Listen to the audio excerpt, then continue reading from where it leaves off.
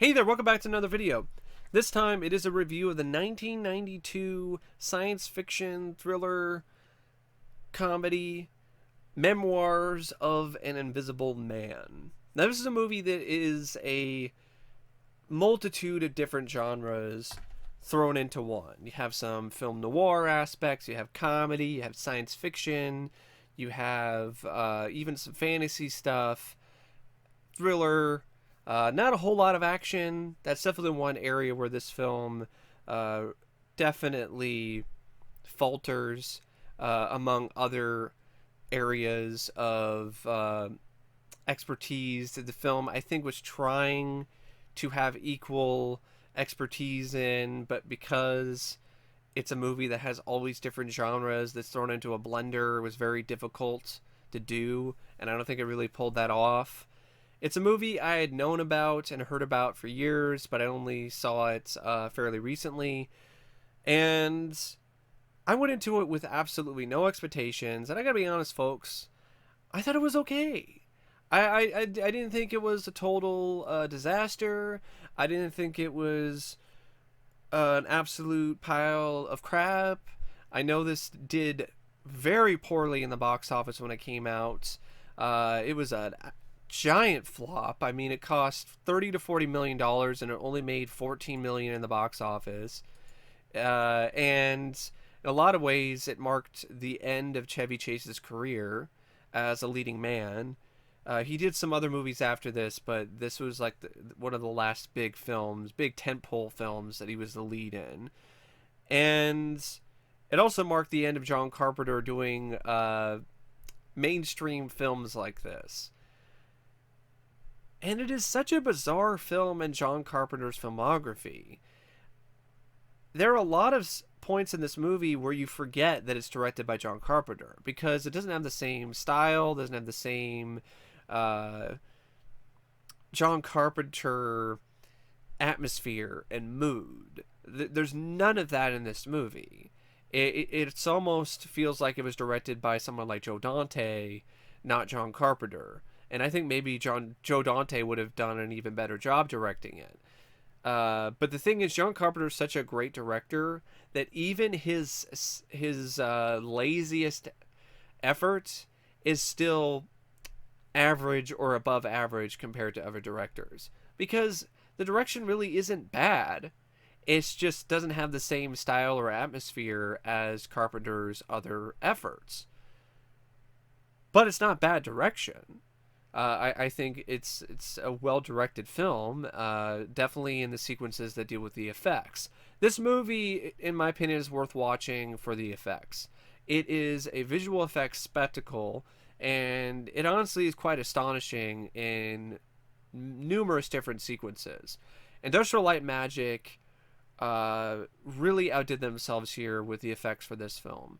They went all out with this movie and created some state-of-the-art visual effects that had never been done before. They used CGI in ways that had never been seen before. And in some ways, there are effects in this that rival modern films or films that have come out in the past few years when it comes to invisibility effects. And it's worth a watch for that. I mean, stuff like the building that has pieces of it missing, the various different sequences that involve Chevy Chase's character being invisible and doing things while he's invisible. Very well done in terms of the visual effects by Industrial Light and Magic. The screenplay by Robert Collector and Dana Olson and William Goldman. This is a film that was in development hell for numerous years. It's based on a book called Memoirs of an Invisible Man. I've never read it, but it's based on a book by H.F. Saint. And it's a book that Chevy Chase apparently read and was a really big fan of it.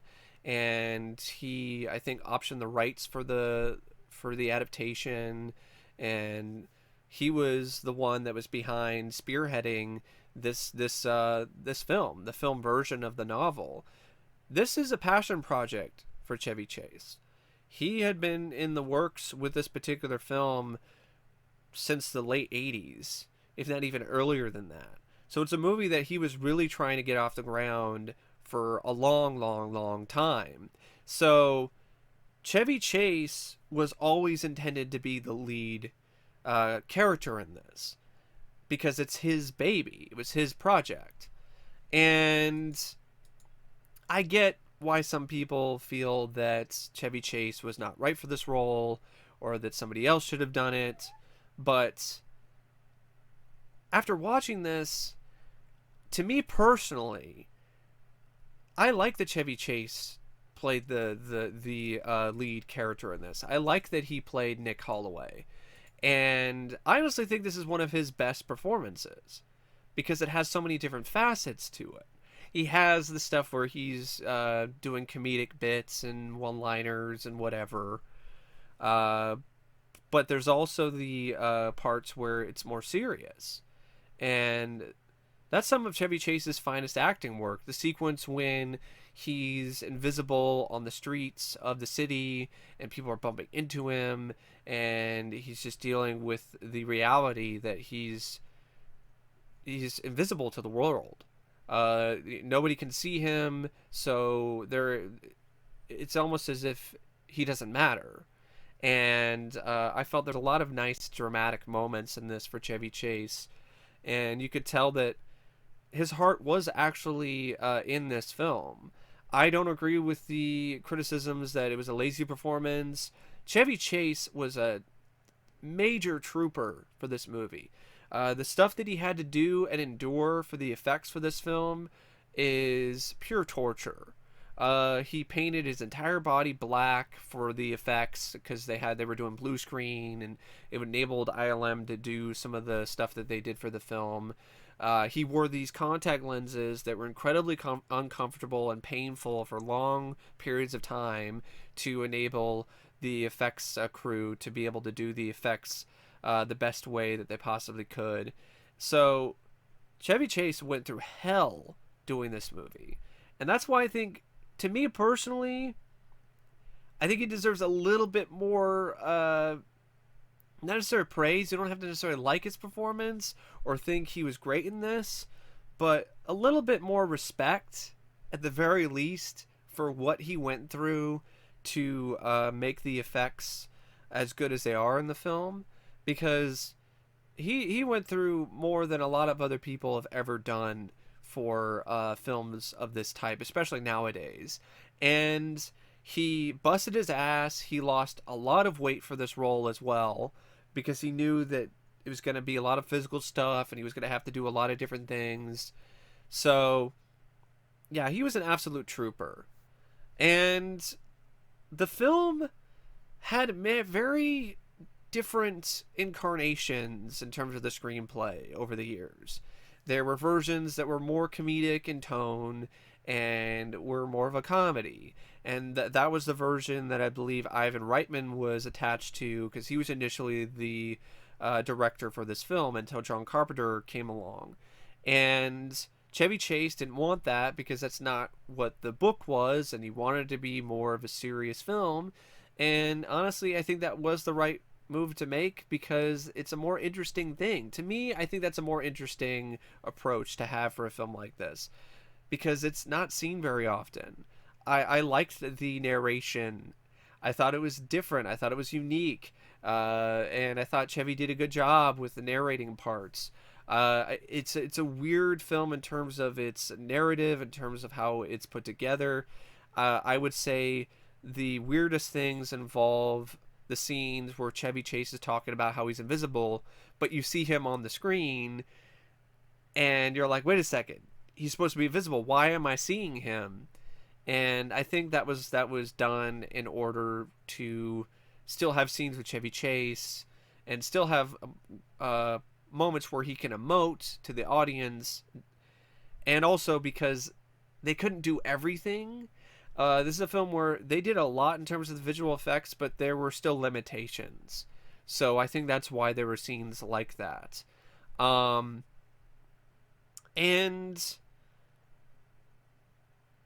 I also felt that the dynamic between him and Sam Neill worked. I thought Sam Neill played a great villain. I thought the villain, David Jenkins, I thought the character was written well enough. The main problem I have with the film, other than the comedic bits, which aren't honestly that funny, other than a few lines of dialogue, it's almost one of those things where it's like the writers knew, though it's a Chevy Chase movie, so we got to have some zany stuff, but it doesn't really fit with the predominant tone for the movie. And the romance with Chevy Chase and Daryl Hannah, it wasn't the worst in the world, but I didn't really feel that they had the most chemistry, and I didn't really feel that they were the best pair. So, and I didn't really necessarily care about the romance. So that's an angle of the film that I didn't really think that was that great. I like the fact that Nick Holloway was just hungover and he showed up to a meeting, or I think it was actually a presentation at this. It's not really a plant, but it was a building for all different types of technology. And there's an accident that happens, and he gets accidentally turned invisible, and then he's hunted down by this FBI guy played by Sam Neill. And Sam Neill plays great villains. He really does. I mean, I don't really like Omen 3, but I will have to admit he was really good in that as Damien Thorne. Um, and I like the whole cat and mouse. He's got to stay one step ahead of Sam Neill. I just wish that there was more action. I understand it's not an action film, but a little bit more. Like, there's a helicopter on the front. It makes you think that's going to be some sort of Dark Man thing, maybe. So, I don't know. Maybe just not necessarily shootouts, but maybe a car chase, maybe a helicopter chase, maybe something more with invisibility that has some sort of action. But maybe he uses his invisibility to fight some guys, which he does at some points in the film, but maybe a little bit more of that. I do like the way that Holloway dispatches Sam Neill's character in this. I like how he takes out David Jenkins. Ole, you son of a bitch! I like that. I thought I thought it was a fun one-liner. I thought it was a cool sequence. It was nice to see Chevy Chase have a moment like that. I will say this though, it was something I didn't want to see in this movie. Is blackface. It's just all of a sudden Chevy Chase in blackface, because he's trying to disguise himself as a cab driver in a later scene in the climax, and it's just like, it's very uncomfortable to watch nowadays, and I think it was pretty uncomfortable to watch even back in 1992. I don't know what they were thinking there, but I kind of get their logic, because he's invisible, but you could have gone another route. The film also features an absolutely spectacular score by Shirley Walker. I thought that her score for this film was really underrated. I thought it was great. Shirley Walker had worked with John Carpenter in later films. I think she worked with him on Escape from LA. And she's more well known for her work in Batman the Animated Series. Rightfully so. The music in that show is fantastic. And you could definitely hear notes here and there of TAS in this particular film. And other aspects of the film that work, I would say cinematography is fine by William A. Fraker. The editing by Marion Rothman. At times, though, it's a little choppy. I think it's because there was stuff that was cut out of the movie. And you have the whole weird memoir sort of dynamic where it's narration by Chevy Chase, and then you have the whole stuff where it's not necessarily a flashback, but it kind of is, because you have the opening of the film where he's doing his message to the media in order to get the FBI involved, and so he can get Daryl Hannah's character back, and so on and so forth. So there's some flashbacks going on mixed in with narration, and then the whole stuff where you have Chevy Chase. He's invisible, but you can see him. So it's this kind of definitely a very a strange and very surreal dynamic.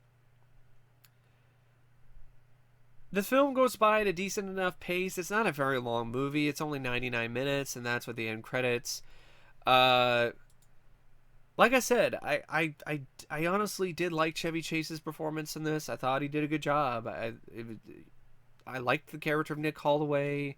I thought he was likable enough. I definitely felt for him, and the film did a good job showing the darker sides of being invisible.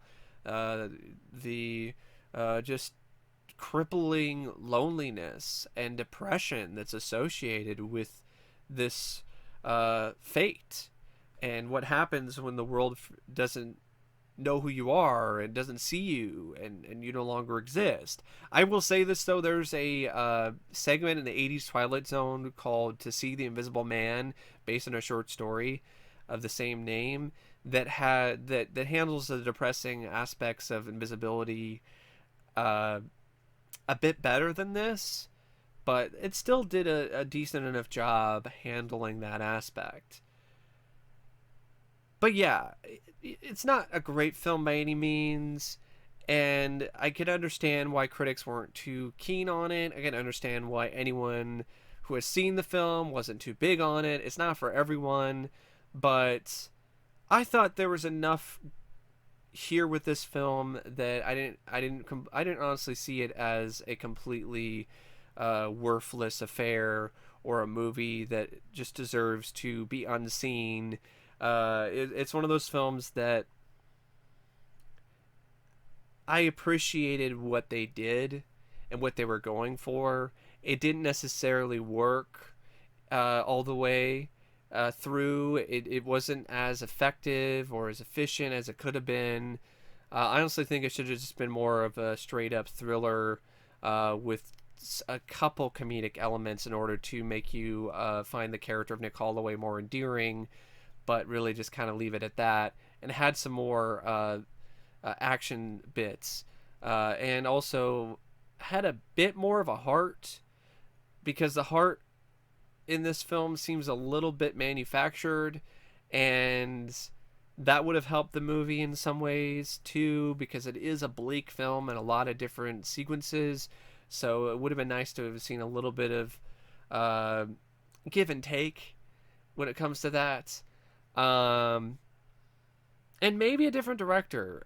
John Carpenter, he only did this because he had some films that he was working on for live films that completely fell through, and he was trying to do some contractual obligation, and just stuff just didn't work out, and he was frustrated, and I think either he wanted the money, or he just felt like, I need to get out and I need to direct, because he had 3 different projects that he was working on that didn't get off the ground for whatever reason, one after another. And so understandably he was incredibly frustrated, and he was just like, all right, I just need to go out and direct something. Like, what is there? Chevy Chase and the production company and Warner Brothers, they want me to do this movie. Okay, sounds interesting. I like The Invisible Man. I've been a fan of The Invisible Man, the novel, and the 30s film. So sure, I'll do it. But you can kind of tell that once John Carpenter started doing this film, that his heart wasn't totally into it. Unlike Escape from LA, or a film like In the Mouth of Madness, which are honestly, that might have been one of the best things that to come out of this film, other than the score, Chevy Chase's performance, and the visual effects. John Carpenter saw how talented Sam Neill was and got him on board for In the Mouth of Madness. But yeah, I really don't know what else to say about Memoirs of an Invisible Man, except I would recommend giving it a watch if it sounds interesting to you, and just for the oddity, the sheer oddity that it is. It's such an odd, weird movie. Definitely the strangest film in Chevy Chase's filmography, as well as John Carpenter's filmography. It's worth a watch just for that factor alone. But anyway, thank you for watching my review, and as always, I will see you later. See ya.